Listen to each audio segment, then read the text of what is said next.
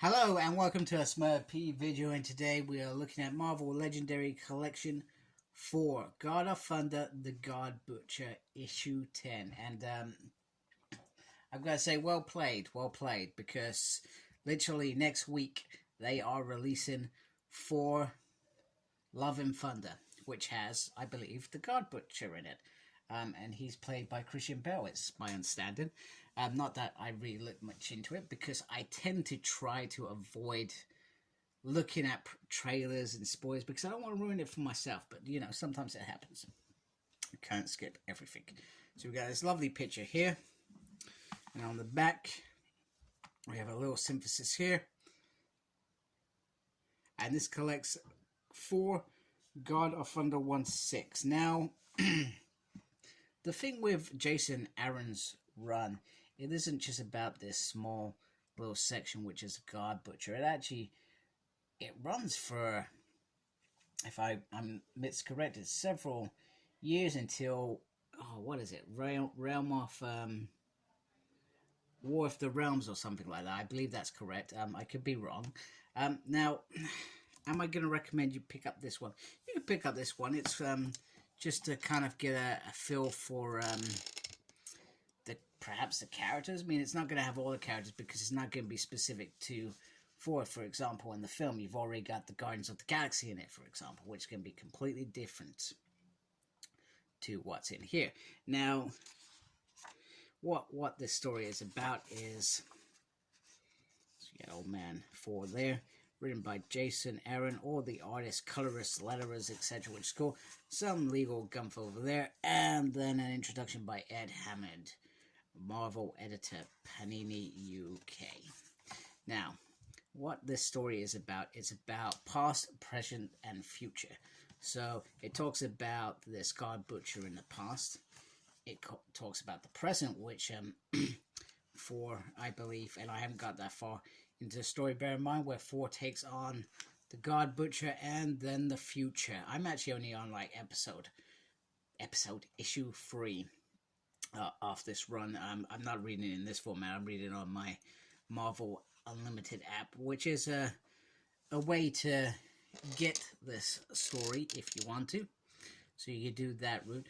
The other option, and bear in mind, I think this omnibus flew off the racks like hotcakes. You could get the Jason Aaron omnibus volume 1, which has this. It has Jane Foster 4 in it as well. So it'll kind of, you know, I would recommend you get that. Bear in mind, the last time I looked, it was ridiculously hard to get, and hence why I decided to read it on Marvel Unlimited, because generally I did want to read it on there. Other than that, I can't tell you too much about the other 3 issues, because I've, like I said, I've only read up to this point, so I'm going to try not to spoil it for myself and just breeze through the pictures. There's some beautiful artwork in here as well, which is pretty cool. It looks good. So past, future, and present all collide around this creature. In fact, I've read this because this actually stems off into a Venom storyline, which is called Crawl or Nor, whatever you want to call him. Anyway, and he's a symbiote god, and this is his first appearance, which I thought was pretty interesting. I read this a while back because I felt like it was part of that bigger story that I read, those origins, etc. And then you get this crafting a legend. So Jason Aaron, you know, he's well renowned, and this was, from what I gather, one of the best runs from start to finish. That's what Peter, one of the omnibus collectors, got a YouTube channel, said to me on one of the Facebook chatty thingies, majiggies, whatever they're called. He said, from start to finish, this is just pure gold in terms of writing, etc.